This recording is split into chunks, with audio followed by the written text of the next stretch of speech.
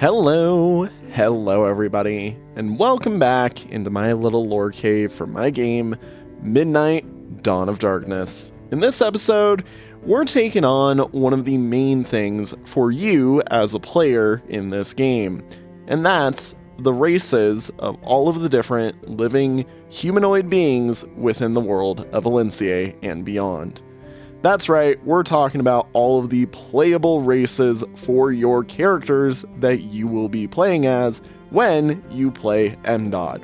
So sit back, relax, and enjoy, and while we're at it, grab some hot cocoa and some popcorn as we talk about all of the different playable character races within the world of MDOD. Make sure to like and subscribe, by the way. This is the second part of this three-part series, with part 1 covering Lights through Glarin. This part will cover Gnomes through Miradolls, and the next and final episode will cover all of the races from Niblo to Volley, which combined will give you all of the info for each and every single one of your characters within the game. As such, with that all said and done, let's get right back into it, continuing where we left off with the Gnomes. Gnome. The tinkering, strange, and wondrous gnome race is full of impressively wild variations of people, whose shorter stature cannot contain their style. Gnomes are crafty, but almost always seem to go the long way around to get what they want, resulting in too many wild ideas for their own good.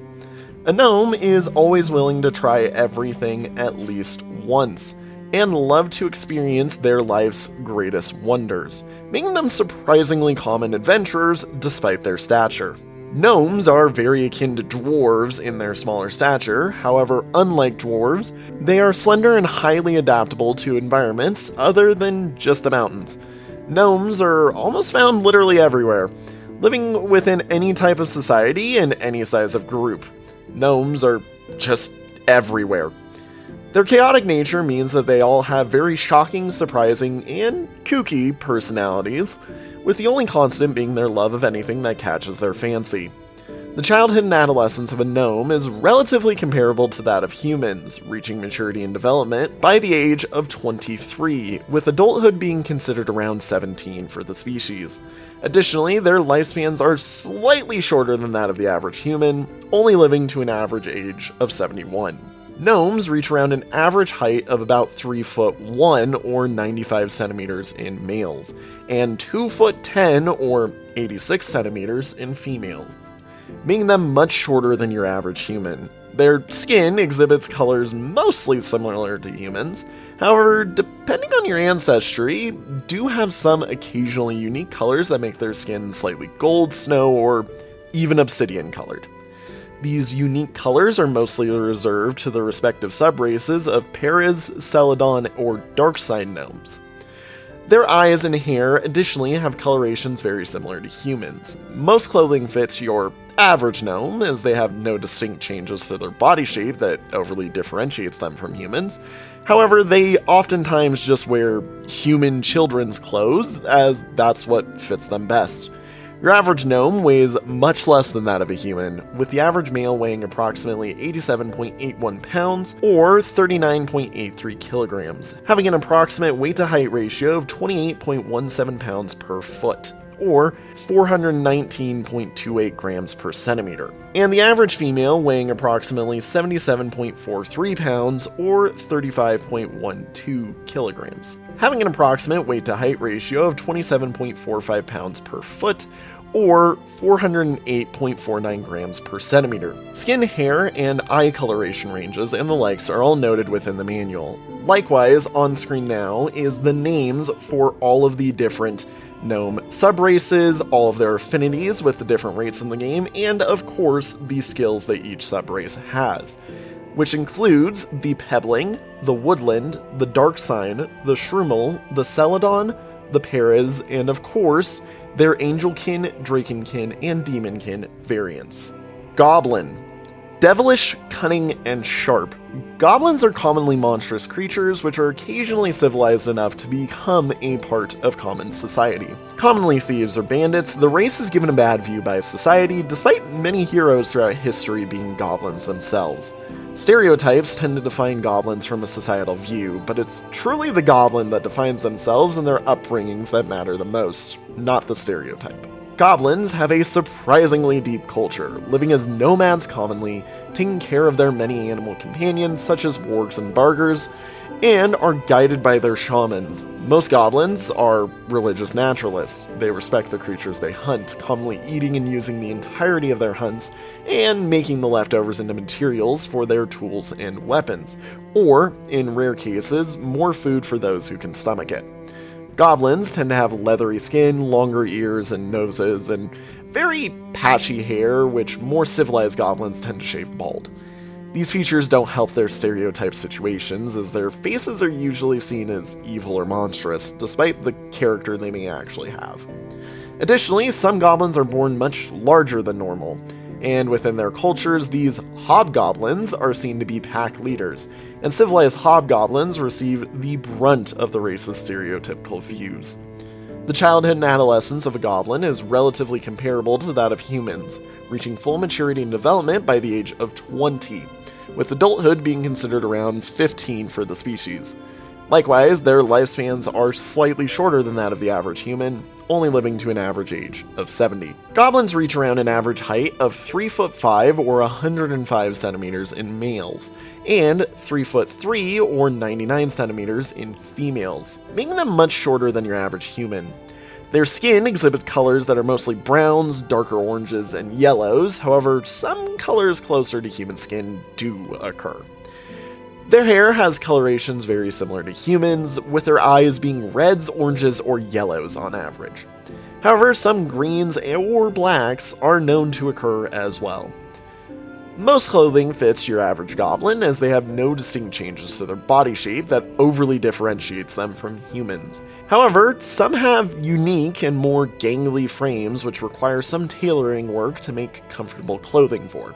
Your average goblin weighs less than that of a human, with the average male weighing approximately 121.25 pounds or 55 kilograms, having an approximate weight to height ratio of 35.2 pounds per foot, or 523.81 grams per centimeter, and the average female weighing approximately 108.91 pounds, or 49.4 kilograms, having an approximate weight to height ratio of 33.5 pounds per foot, or 498.99 grams per centimeter.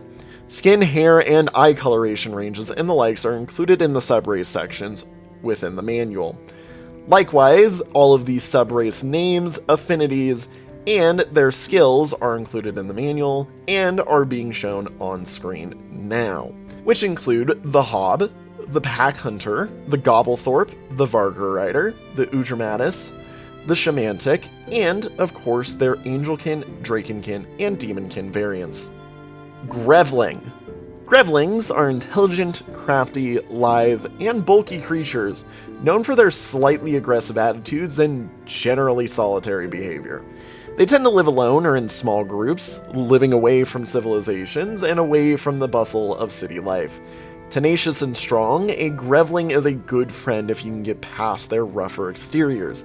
However, these social types are rare and few between, meaning they tend to rarely be adventurous or join adventuring groups, preferring the more solitary lifestyle and defending their homes like the strongest of soldiers.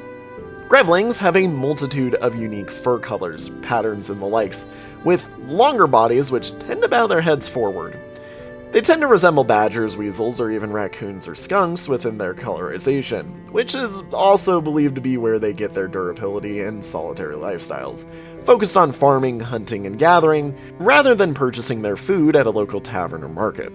While not opposed to the magics of the world, they tend to not use it as much, seeing it as a crutch rather than a strength to wield. This makes them more aligned with physical strength rather than magical aptitudes, which has also carried over into their lineages, with Grevling ancestry being the least creatively or soul-inclined when considering the many forms of arcana within the world. It's due to this distaste for magic that Grevlings who hunt or fight tend to be impressively strong fighters, downing beasts with only simplistic weapons, and taking pride in their strength to do so. The The childhood and adolescence of a Grevling is relatively comparable to that of humans, reaching full maturity and development by the age of 26, with adulthood being considered around 18 for the species. Additionally, their lifespans are on par with that of the average human, living to an average age of 73.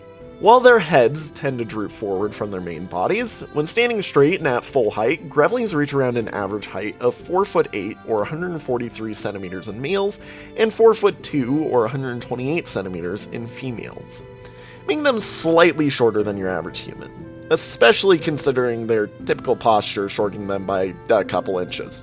Their fur can consist of a multitude of different colors. However, they tend towards browns, grays, and blacks, with whites and oranges being highlight colors or more common in some subraces depending on the environment they grew up in and where their ancestry hails from.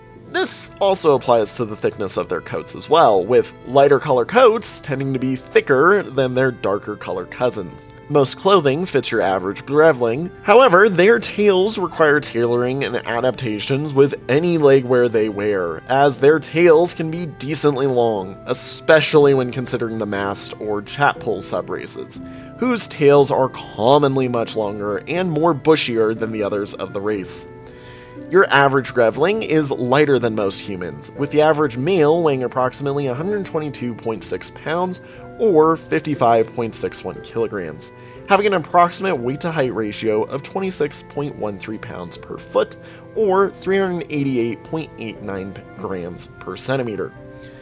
And the average female weighing approximately 101.97 pounds or 46.25 kilograms, having an approximate weight to height ratio of 24.28 pounds per foot or 361.29 grams per centimeter.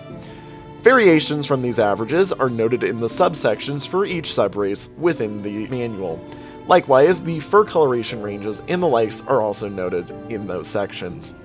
On screen now, you will see the names of all of the different subraces, their skills, and of course, their raid affinities. The names of each of the subraces include the Long-Bodied, the Tanook, the Sweet-Eyed, the Great-Furred, the Mast, the Chatpole, and of course, all of their Angelkin, Drakenkin, and Demonkin variants. Half-Elf. Being born from the mixing of elven blood with the many other races of Lincier, the half-elf is one of the most varied races of all, boasting impressive versatility in a large array of different cultures and immense diversity. The half-elf takes the arcane nature of elves and combines them with the many different benefits all the other races have. With such immense variety in lifestyle, unique characteristics, and other changes half-elves have from elves, most major characteristic changes will be noted in their respective sections within the manual. Half-elves inherit the traits of their parents, meaning traits unique to one of the parental races travels over to the half-elf child, such as a Cernan half-elf having the eyes and ears of a Cerna, the shell plates of a Polan, or the glassy skin of a Glaren, making the traits of half-elves next to impossible to summarize. With that being said, half-elves commonly are social chameleons, being a part of nearly all civilizations that have elven or their other parents' influence, and are found nearly everywhere in the world because of this. The childhood and adolescence of a half-elf is relatively comparable to that of a human, however, is almost always decently long-lived due to their elven parents. Seeing as each half-elf has its own unique maturity cycle, adulthood age, and lifespan due to how their mixed blood interacts, each of these will be noted in their respective segments. However, the average half-elf reaches full maturity at 47, with the age of adulthood broadly being considered to be 34. And they have an average lifespan of around 139. Likewise, the average height, weight, and weight to height ratios are all vastly different, and each half-elf has vastly changing bodies, making them impossible to summarize as a race without overlooking some major set of details, which again will be denoted in each subrace segment.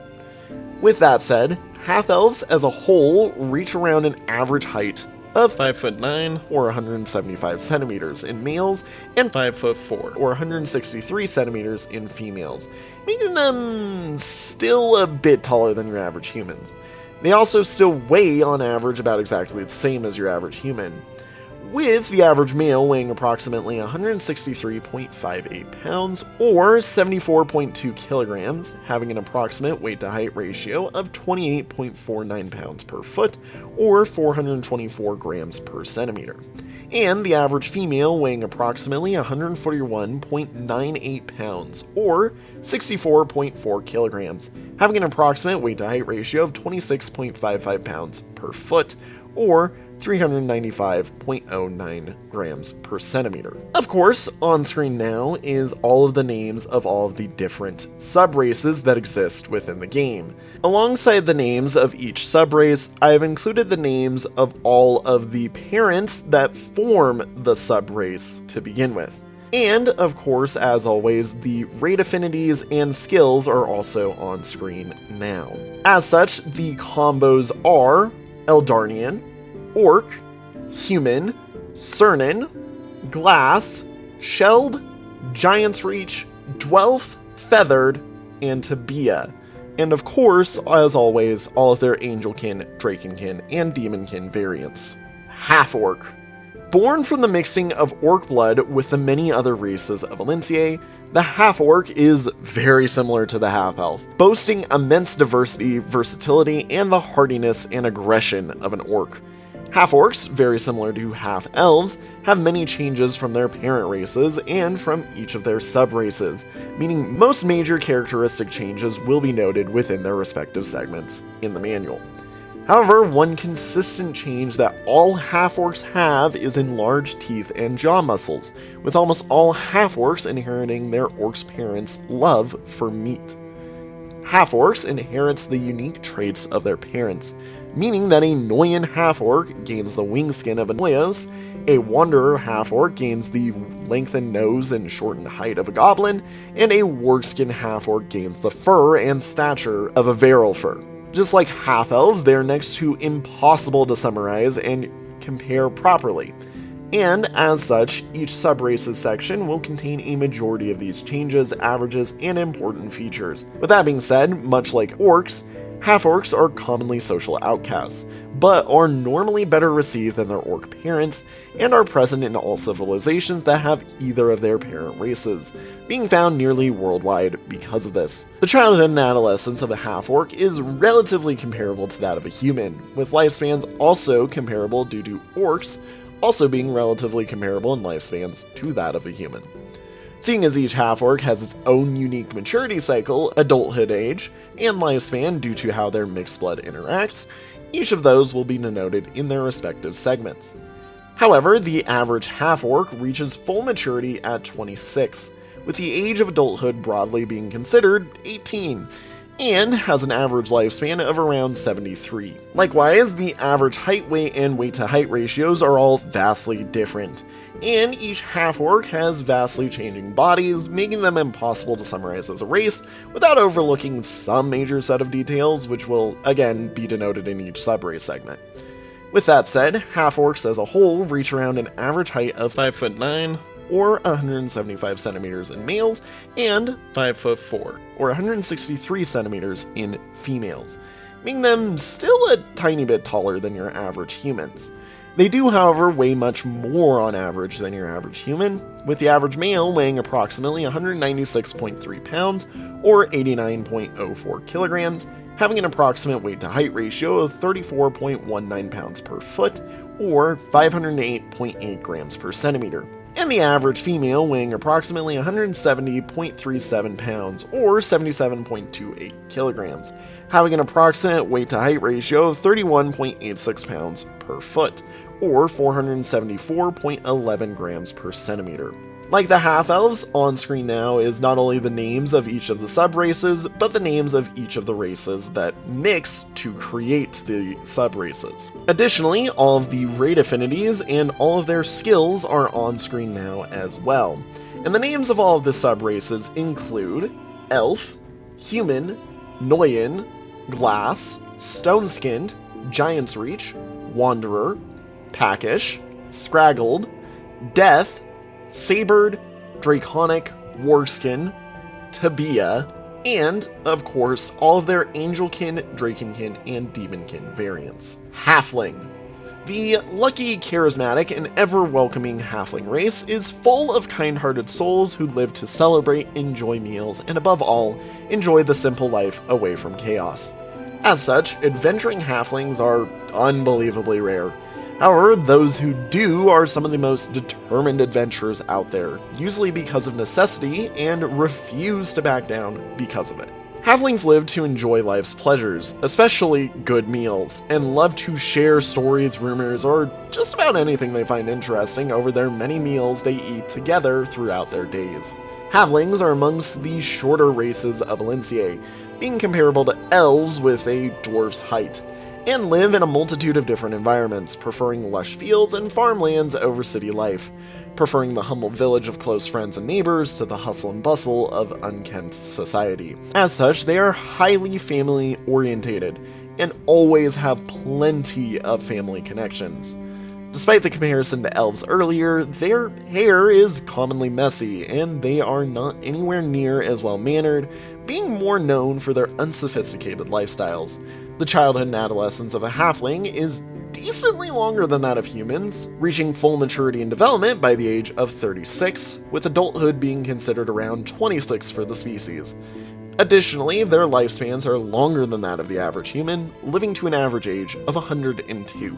Halflings reach around an average height of 4'2" or 127 centimeters in males, and 3'9" or 115 centimeters in females, making them much shorter than your average human. Their skin exhibits colors similar to humans, however their skin tends to be much hairier on average, being very noticeable for their size. Their eyes and hair additionally have colorations very similar to humans, however brown hair and green eyes are the most common colors for a halfling. Most clothing fits your average halfling, as they have no distinct changes to their body shape that overly differentiates them from humans, but they do oftentimes have large feet for their stature.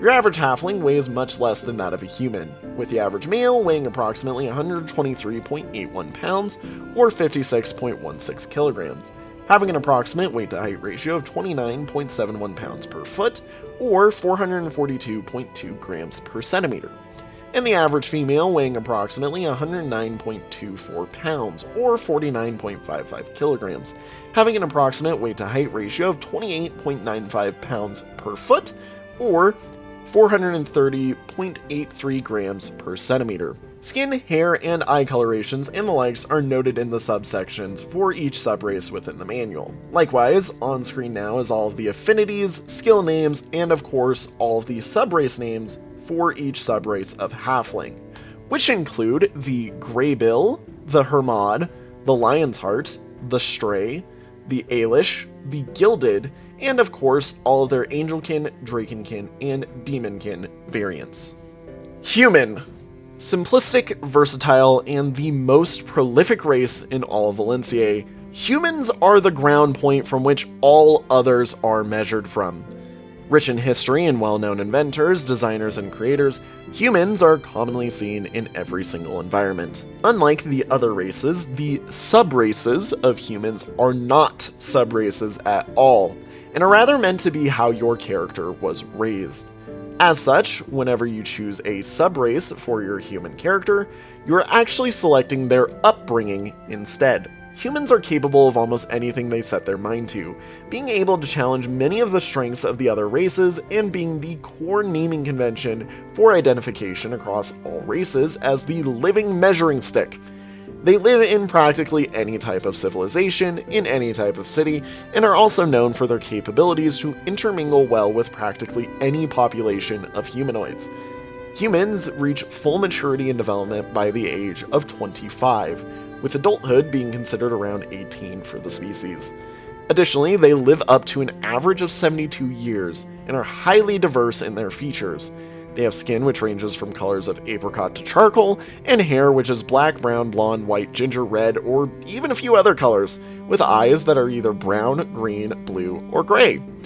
Being as common as they are the base point which all clothes are based around, and what tailors are taught to produce clothes for first. Humans reach an average height of around 5'7" or 171 centimeters in males, and 5'3" or 159 centimeters in females. Traits such as skin, eye, hair, and other coloration have no effect on the capabilities of a human, and as such do not change who they are any more so than how they were born. Your average human is of decent weight, with the average male weighing approximately 163.58 pounds or 74.2 kilograms, having an approximate weight-to-height ratio of 29.16 pounds per foot, or 433.92 grams per centimeter, and the average female weighing approximately 141.98 pounds or 64.4 kilograms, having an approximate weight-to-height ratio of 27.22 pounds per foot, or 405.03 grams per centimeter. Each of the segments within the manual involving these upbringings entails common lifestyles and the common stories for each of their related upbringings to help you understand each in full for your character creation. On screen now is the title for each of those upbringings, alongside all of their raid affinities, and of course all of these skills that come from each of these upbringings, which include Conquester, Tropical, Arctic, Islandic, Paxter, Rura, and of course all of their Angelkin, Drakenkin, and Demonkin variants. Jelno. The slimy, gooey, and ever-changing jelly forms of the Jelno race makes them one of the more unique races in all of Valencia. Believed to be an offshoot of the slimes of the world with humanoid forms and intelligence and much more docile natures to others than the likes of their monstrous cousins. Jelno embody many of the strengths the various different slimes of the world have, being stronger, faster, or even healthier depending on which color of slime the Jelno possesses, and, furthermore, have unique traits when it comes to their offspring and how they proliferate. Despite their docile nature, Jelno love adventures and traveling, preferring to see the different sights of the world first and foremost. Many are traveling bards or adventurers just for the fun of it, with their genetics naturally causing them to almost always be ready for anything. Despite their gooey and slimy appearance, the slime of Jelno is soft to the touch, like clean filtered water, and rarely leaves residue or stains when touching fur, skin, or other major exteriors that the other races may have. Alongside this, their forms vary widely from Jelno to Jelno, with those with Jelno fathers having their forms look similar to the race of their mother, be it Jelno or otherwise, while those with Jelnos for mothers always look very similar to their fathers, being as all people born from Jelno mothers are guaranteed to be the same race as their father. Jelnos as a race have inherited many traits across their existence, slowly intermingling with the many different races and civilizations of Valencia. While Jelno are a widely accepted race, some are ridiculed for their slime-like appearance, due to the pests being a high danger for many villages and towns. Regardless of this, Jelno are an adaptable race and seem to find comfortability amongst their friends. Carefree drifters their whole life, Jelnos mimic the life cycle of their father, with those raised from two Jelno parents being relatively comparable to that of humans, reaching full maturity and development by the age of 28, with adulthood being considered around 20 for the species. Additionally, their lifespans are decently longer than that of an average human due to their uniquely resilient slimy bodies, which lets them live to an average age of 94. Jelno reach around an average height of 5'6" or 168 centimeters in males, and 5'1" or 155 centimeters in females, making them shorter than your average human. Their slime color is mostly based on their father's colors. However, certain subraces, such as the spiky, oozing, or dwarfic, have guaranteed outcomes discussed within each of their subsections. These outcomes are rare, however, and are only prolific due to the longevity as a race within the lands of Valencia. Due to their forms being mostly humanoid in shaping, most clothing fits your average Jelno.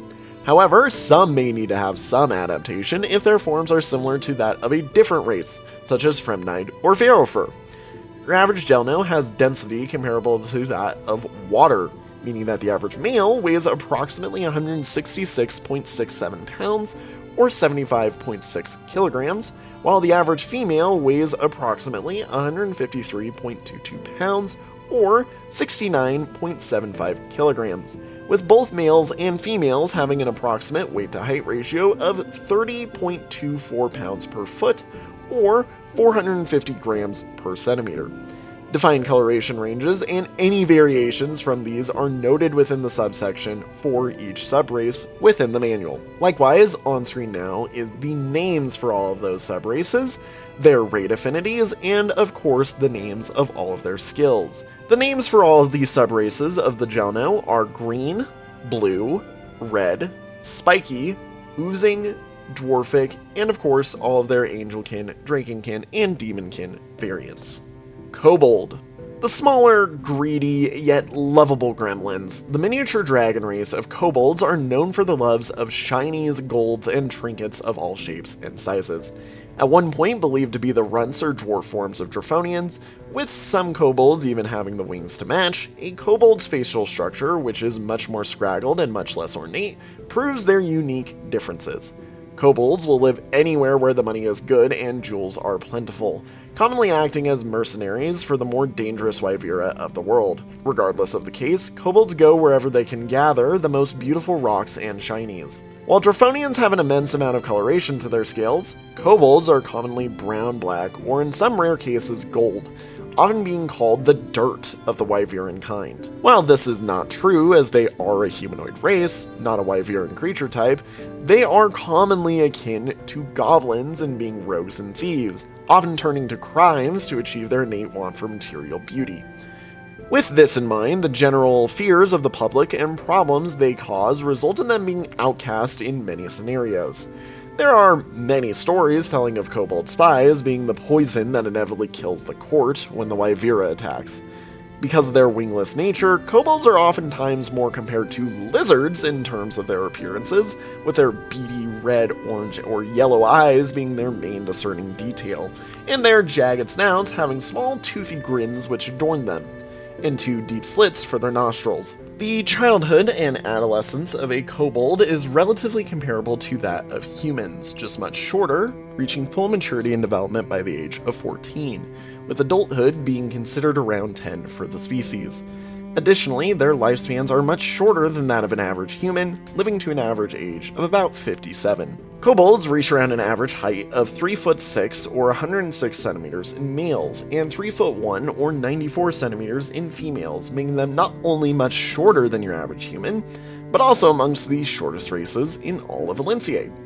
Their scales cover every inch of their body, forming a strong but heavy natural armor to them, which is commonly also sharp and jagged to the touch, with ridges that run down their spines. Their fingers have tiny, jagged claws at the ends of them, with some being sharp enough to be used as innate weaponry. They also have long tails which run down to their feet, continuing and following the ridges of their spines. With their tails and spines being major issues for many a tailor, their clothes need to have a fair few adaptations so as to allow for their tails to function comfortably and their spines not to ruin their shirts. With their really small stature, the average male weighs around 95.86 pounds or 43.48 kilograms, having an approximate weight to height ratio of 27.57 pounds per foot, or 410.23 grams per centimeter, and the average female weighing approximately 79.74 pounds, or 36.17 kilograms, having an approximate weight to height ratio of 25.86 pounds per foot, or 384.83 grams per centimeter. Variations from these averages are noted in the subsections for each subrace within the manual. Likewise, scale coloration ranges and the likes are noted in said sections. On screen now is the names for each of the subraces of kobold within the game, alongside all of their raid affinities and skills. The names for each of the subraces are Winged, Wyveric, Clawed, Goldskin, Heartforge, Runtal, and of course all of their Angelkin, Drakenkin, and Demonkin variants. Lanwarian. The giant, bulky, and weighty Lanwarians are crystalline creatures resembling golems, but with a beating heart and living soul that differentiates them from the constructs that look to resemble their humanity. Living deep below the ground in small secular societies, Lanwarians tend to separate themselves from major societies due to their exorbitant consumption of oxygen, which helps grow and catalyze the crystals on their body, which in larger communities can cause immense harm or issues to those who need that oxygen to survive. Lanwarians specifically do not need to breathe, instead only absorbing it for growth and refinement. It's because of this that each Lanwarian has an almost innate sense of self and is naturally secular, only interacting with those who they view to be close family or friends, and tend not to be the overly adventurous type, preferring the hunting and gardening of those foods and monsters that lurk in the dark. While some do tend to live amongst dwarven citadels, those who do perform jobs of guardianship or secular jobs that keep them away from the main hustle and bustle of the citadel. And while golems tend to resemble them, golems are at least modeled after humanoid forms, whereas a Lanwarian looks more akin to a hulking crystalline or geode growth, with crystals that have sprouted to form arms and legs, with their heads being often oblong or odd-shaped growths with facial features defined by the crystalline shapes, and beady eyes which are normally shining white through their crystalline shells. Additionally, they are dense and weighty with the compounds that their subraces are named after, growing strikingly impressive structures of the gems and metals within those outcroppings. The childhood and adolescence of a Lanwarian is mostly comparable to that of humans. However, Lanwarians start insanely small for their inevitable height, and reach full height and weight when they reach full maturity by the age of 52, with adulthood being considered around 36 for the species. Additionally, their lifespans are much longer than that of the average human, nearly rivaling elves, with the average lifespan of 184. Lanwarians reach around an average height of 7'6" or 229 centimeters in males, and 7 foot even, or 214 centimeters in females, making them much taller than your average human. As their bodies vary massively from Lanwarian to Lanwarian, each is immensely different in looks and general coloration. However, most have skin made of igneous or sedimentary rock, with their bodies being colored similarly to the rocks surrounding the environment of their homes.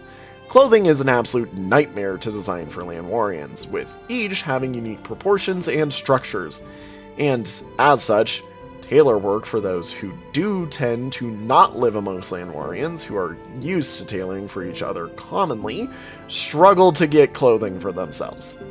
Your average Lanwarian is drastically heavier than any race, as they are the densest of the humanoid races on Elincier, with the average male weighing approximately 1,708.98 pounds, or 775.18 kilograms, with the average female weighing approximately 1,599.37 pounds, or 725.46 kilograms, with both having an approximate weight to height ratio of 227.8 pounds per foot, or 3,390 grams per centimeter.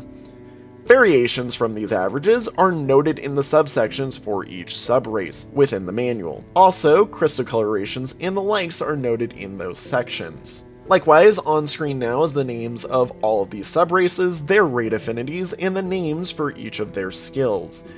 The names of each of the subraces include the Quartzin, the Onyx, the Garnet, the Peritic, the Dolomic, the Obsidian, and of course all of their Angelkin, Drakenkin, and Demonkin variants. Lizardfolk. The small, simple, yet colorful Lizardfolk is a race which resembles the newts and larger lizards of the world, vaguely related to the likes of Draconians and Kobolds, however diversifying from each of them in their own unique and colorful way. Whereas the Draconians resemble the likes of Wyvera, with their wings and strong scales and impressive appearances, and the Kobolds are monstrous, conniving, and greedy creatures, the Lizardfolk are a much more simple race with much smoother scales and smaller bodies, less known for their strength and more known for their knowledge on a multitude of situations, and their ability to handle a multitude of harsher elements that many normally could not.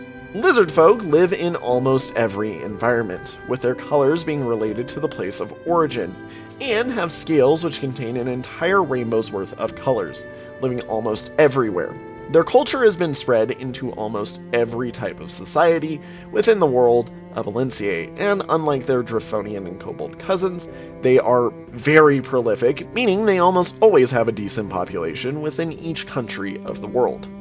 Lizardfolk have a unique tradition that they have carried throughout their life, used to showcase one's well-being and happiness and life, due to a biological adaptation that all lizardfolk have as an innate fear response. If lizardfolk are deathly afraid and likely to die, their flight or fight response takes over, and like some lizards, will drop their tails, having it sever itself from their body so as to give them time to run from whatever creature may harm them. This is, of course, already a bad occurrence, but surviving an event such as this requires a lizardfolk to then undergo the process of regrowing their tail, which is as laborious of a task as it is lengthy. The tail can take months or even years to fully grow back, and then will grow back dissimilar to the original way it was attached. Some can only have their tails detached once, and are left with only the nub for the rest of their lives. As such, those that have lived long, successful, and through years of their life without fear tend to band their tail in gold, as a showcase of not only their success in life, but also the fears they may have faced to stay as healthy and strong as they are. The more beautiful the band, the better, happier, and more successful the life of the lizardfolk will have been. With that said, the childhood and adolescence of a lizardfolk is relatively comparable to that of humans, reaching full maturity and development by the age of 22, with adulthood being considered around 15 for the species. Additionally, their lifespans are slightly shorter than that of the average human, living to an average age of around 63. Lizardfolk reach around an average height of 4'2" or 127 centimeters in males, and 3'8" or 112 centimeters in females, making them much smaller than your average human. They have decently long and thin tails, which run from the base of their spine and are about as long as or longer than their legs are. Some lizardfolk also have frills or spines which adorn their heads or their backs and tails respectively. Additionally, their scales cover every inch of their body, however they are relatively soft and not as strong as some of the other scaled creatures of the world. As evident by these body shape changes, their clothes need many adaptations to be worn comfortably, and with the way their scales work, heavier metallic armor is slightly uncomfortable to wear, due to the sensitivity of their scales, meaning that they may get scratched or even popped off due to the metal rubbing against them. As mentioned, they are decently small humanoids, with the average male weighing approximately 114.86 pounds or 52.1 kilograms, having an approximate weight-to-height ratio of 27.57 pounds per foot or 410.23 grams per centimeter, and the average female weighing approximately 95.02 pounds or 43.1 kilogram, having an approximate weight-to-height ratio of 25.86 pounds per foot or 384.83 grams per centimeter. Variations from these averages are noted in the subsections for each subrace within the manual. Scale coloration ranges and the likes are also noted in those sections. On screen now is the names for each of the different subraces, their rate affinities, and of course the names for each of their skills. The names for each of the lizardfolk subraces include red, green, blue, yellow, white, black, and of course their angelkin, drakenkin, and demonkin variants. Miradoll. The docile, sweet, yet smart Miradoll hails from the watery lands of the world, where they swim and live in harmony with the water. Miradoll resemble large humanoid axolotls, with a crown of gills and a large tail, making them akin to some variants of lizardfolk, but much taller and not as common among cities. Living mostly in the tropical regions of the world, Miradoll prefer humid, wet environments, and struggle in colder or scorching hot areas other humanoids have learned to colonize. Like axolotls, they have impressive immune systems and regenerative properties, which aids them in their continued development. Miradoll are known for their crown of gills and smoothened face in comparison to lizardfolk. Their gills have branching tendrils which resemble feathers from a distance, and are the main way they absorb oxygen. They have large, thick tails running nearly as long as their torso, with some subraces having even larger tails, which are as long as the Miradoll is tall. These giant tails are the biggest of the humanoid races, and support large fins which the Miradoll can use to help themselves swim or keep balance, with these large tails often becoming a part of the Miradoll's fashion. Despite their comparison to Lizardfolk, they do not have scales, but rather a supple skin which often feels cold and damp to the touch, due to the naturally produced slime coat that Miradoll produced to help regulate their body temperatures and protect them from harsher environments, akin to human sweat. Miradoll have a wide variety of colors, however, have an interestingly large portion of the race born albino or with melanism, which have become known as the albinic and pharenic subraces, respectively, due to these skin changes also affecting tail, eye, and other small bodily functions. As they tend to live around lakes or the oceans of the world, they are typically found in these coastal regions and live amongst any community type that may settle within these areas. The childhood and adolescence of a Miradoll is relatively comparable to that of humans, reaching full maturity and development by the age of 26, with adulthood being considered around 18 for the species. Their lifespans are similar to that of the average human, living to an average age of 74. Miradoll reach around an average height of 5'10" or 179 centimeters in males and 5'6" or 167 centimeters in females, making them decently taller than your average human. Due to their large tails and the fins that come with it, special tailoring needs to be done for every pair of leg wear to fit a Miradoll, and most Miradolls struggle to fit any human-made shirt that isn't a button-up because of their crown of kills. Overall, this means that most Miradoll clothing is lighter weight, with shirts typically having a wider collar and most leg wear being much higher waisted to account for their large tails. Your average Miradoll weighs almost exactly the same as your average human, despite the height differences, with the average male weighing 165.88 pounds or 75.24 kilograms, having an approximate weight-to-height ratio of 28.25 pounds per foot or 420.34 grams per centimeter. And the average female weighing approximately 163.54 pounds or 74.18 kilograms, having an approximate weight-to-height ratio of 29.85 pounds per foot or 444.19 grams per centimeter. Variations from these averages are noted in the subsections for each subrace within the manual. Likewise, skin coloration ranges and the likes are noted in those sections. On screen now is the name for each of the subraces, all of their rate affinities, and of course their skills. The names of each of the Miradoll subraces include the Xochitl, the Chameleon, the Long-tailed, the Albinic, the Platar, the Pharenic, and of course their Angelkin, Drakenkin, and Demonkin variants. With that, thank you all so much for watching. If you enjoyed this and like to see more, down in the description is not only going to be a playlist for this series, but a playlist for the music once it's out, and a playlist for the campaign I'm running on this channel, Depths of the Blighted Heart. If you'd like to help out or just contribute to the ideas of MDOD, fan art is always welcome and appreciated in the Discord server, also seen below. Leave a comment for any lore you'd like to see covered in the future, or if you're confused about something. I always try to respond to all the comments on every video. So if you'd like to know more, ask me there or in my Discord. Have a good one, everybody. Bye-bye!